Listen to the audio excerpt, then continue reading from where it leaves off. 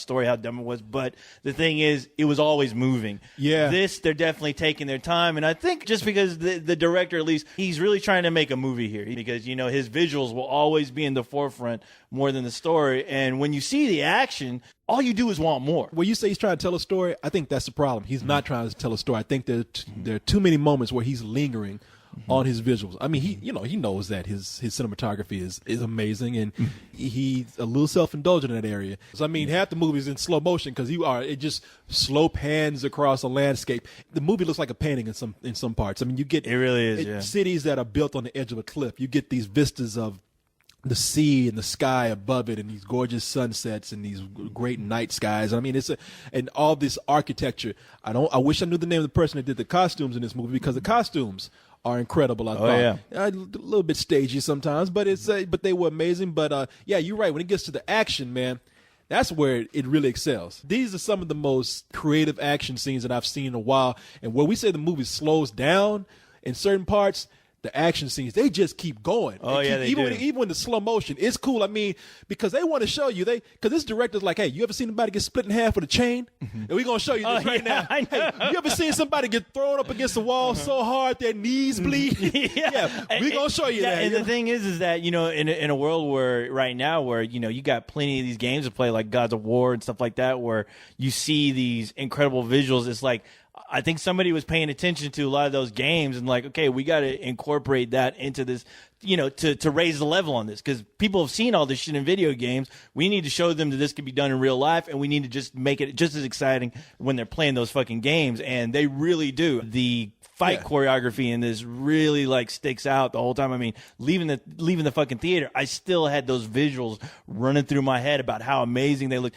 All I could think about is, you know what, I want to own this fucking Blu-ray someday just to look at how just incredible those fucking fight scenes were. I mean, there are amazing scenes in this. I mean, there's a scene where a guy comes down and just takes out 5 people by just going through and cracking their heads open. I mean, till their heads explode. I mean, I mean, they don't shy away from that at all. I mean, they show it to you, but it's where, wow, you know, I can't be sickened by it because it looks so fucking beautiful. That's what I'm saying. Yeah. Fucking blowing somebody's head up, they made it into a fucking artistic visual. I'm like, please paint this. Where's Picasso to fucking put this on a painting right now? I tell you, you know, you're right. I mean, because if murder was this beautiful in real life, it would be legal. Not only would it be legal, but we would have murderers in museums. I wouldn't be doing this. I'd be killing motherfuckers right now. Oh, we'd be killing people on stage. We would not be murderers. We would be artists. Yes, we would have murderers on stage, just blowing people's heads up. Murder art. Murder art. That's almost like, you know, that's the thing that's killing me about this movie, because just walking out, I mean, when I saw you, I was like really thinking, wow, it's probably by far the most beautiful movie I've seen this year.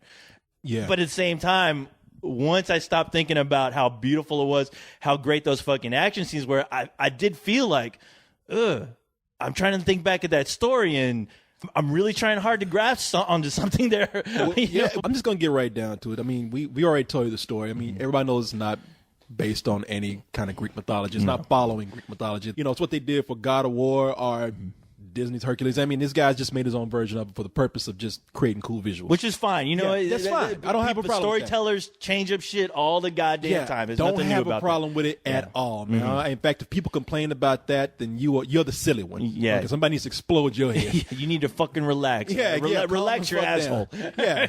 But the movie is way too long. It's almost 2 hours. It's about an hour and 50 minutes. Take 20 minutes out of it. It really could have, yeah. I mean, if this had been an hour and a half, even an hour and 20 minutes, it would be a much better film. I think it would be more well received amongst these critics who are talking bad about the movie. When I mentioned that he was really trying to tell a story, even though I said that doesn't mean he's telling a good one.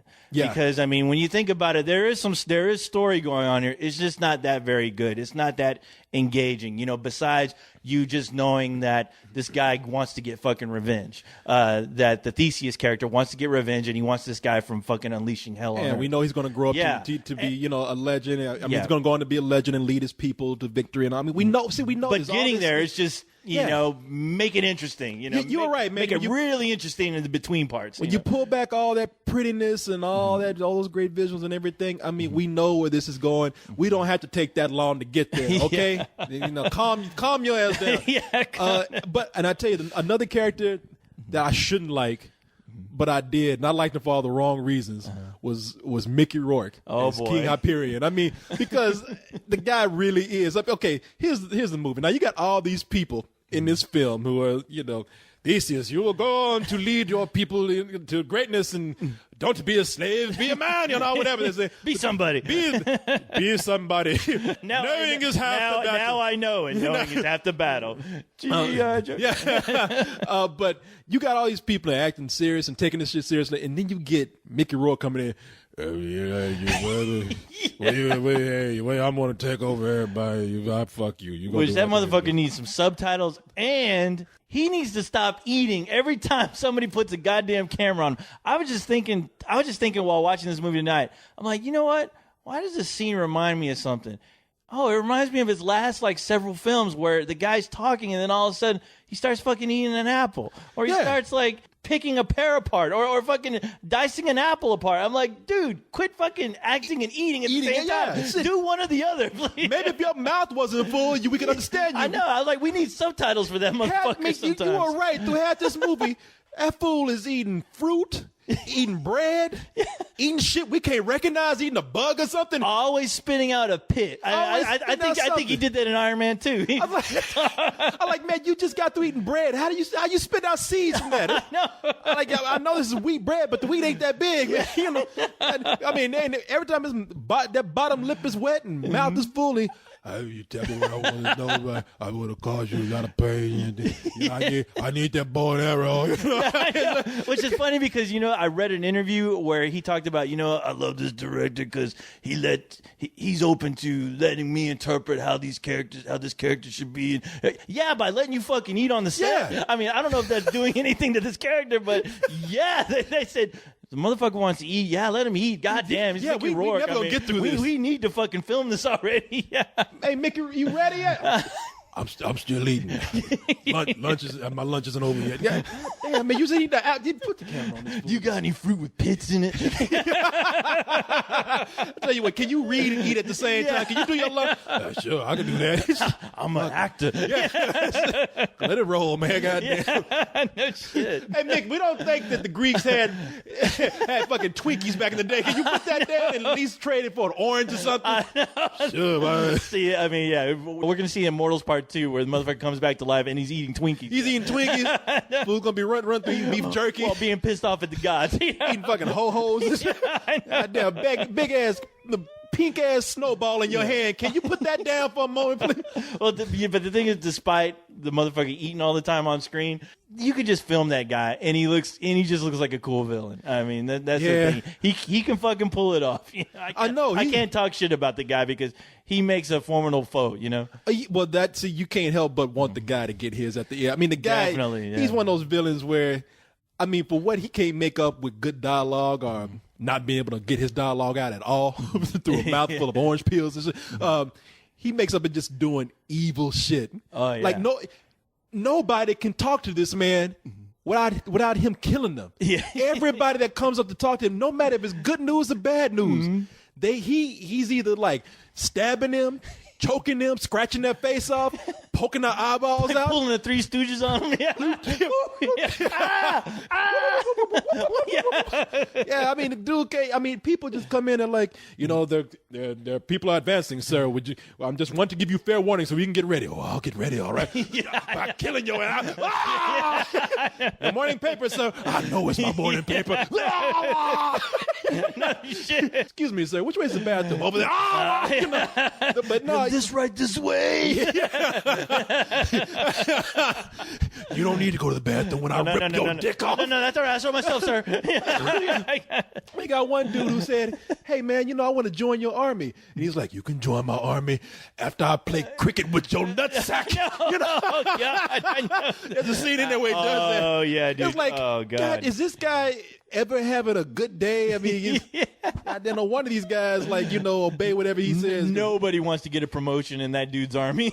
Nobody. Yeah. Here today, gone tomorrow. Hey, Hyperion got a phone call. Go tell him. I ain't telling him. I treat you like a McDonald's employee. You gonna do it, man? Hell no, I ain't talking his ass. Hey, you got a package. Go up there and take it. Shit, fuck that. He'll take my package if I go up there and do it. Fuck that, dude. I'm gonna give my rating, and here's how I see the film. I cannot help but look at this movie as a work of art. Normally, where I would blame a movie for having a bad script, usually movies like that, yeah, they have a bad script, they have a bad story, and everything else is either bad or at most regular, average. With this movie, I have to give, I can't help but enjoy it for just all of the beautiful imagery in it. However, and this is where I'm going to close out by making this analogy right here. Are you ready for some deep shit? I'm ready. Here you go. Imagine if you had this magazine or this book full of beautiful pictures, man. Nothing but photo after photo that's just gorgeous. Penthouse, yeah. Right. Yes. Like, now imagine one naked woman after another. I remember that old magazine. Yeah. In your case, in my case, I'm gonna have some culture, some class about myself, and say it's a book of art. For you, go for it. Imagine this one naked chick after another. Now, if it's a book that's I don't know, let's say it's about 30 pages long, even 40 pages, maybe even 50 pages, you'll just keep going through there and keep going through there, and you won't be able to stop looking at the pictures, and you'll put it down and say, man, that was awesome. Now imagine if that book is 300 pages. You kept thumbing through it and thumbing through it and at one point, before you get through that whole book, you're gonna be like, okay, this is getting old. It's like I can't make it through this whole thing. That's the problem with this movie. No matter how gorgeous it is, it wears off after a while, and even that can't carry the whole movie.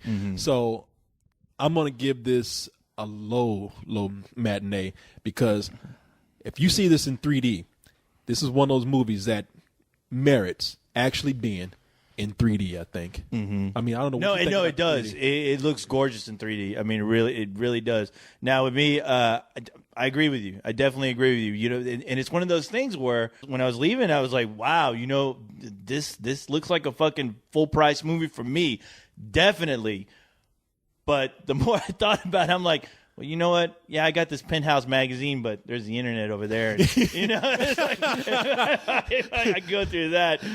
I know I've seen better with. I mean, sure, maybe I haven't seen as better, but I've seen things with substance. With a lot of substance to really hold this up. And that's kind of what the movie was slightly lacking for me.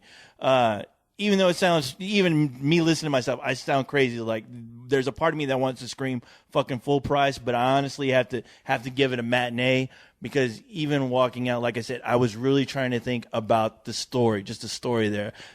It fucking looks gorgeous, and I hate it, but it's like, it is like seeing the most gorgeous fucking woman in front of you and realizing she's dumb as a fucking nail. And, and it's just like, yeah, you know how to walk, you know how to open a door, but yeah, I can't really bring you around all of my friends. Well, only the ones that want to see how fucking hot you are, but that's about it. And even after a while, if that chick can't talk, if she can't hold a conversation, you're like, man, this ain't working. Wow, I wish.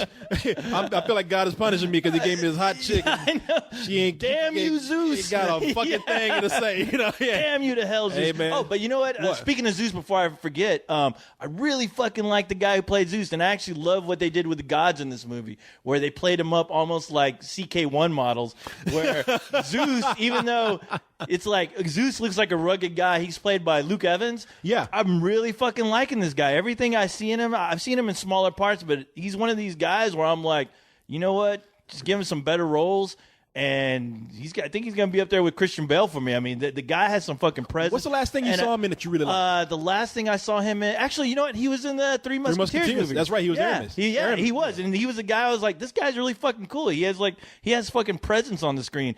And honestly, I loved him as Zeus in this. Honestly, him and Henry Cavill in this movie were both fucking badass. Well, you know, I didn't even think about that. Characters that I thought I liked. Zeus was Zeus was a fucking badass in this movie. Except he always showed up late. Yeah, I know. He always showed, because hey, you know what? The guys never want to fucking interfere with shit, but when they do, oh, you better run for the hills. When Zeus showed up, there's about to be some murder. I know, murder all over the screen.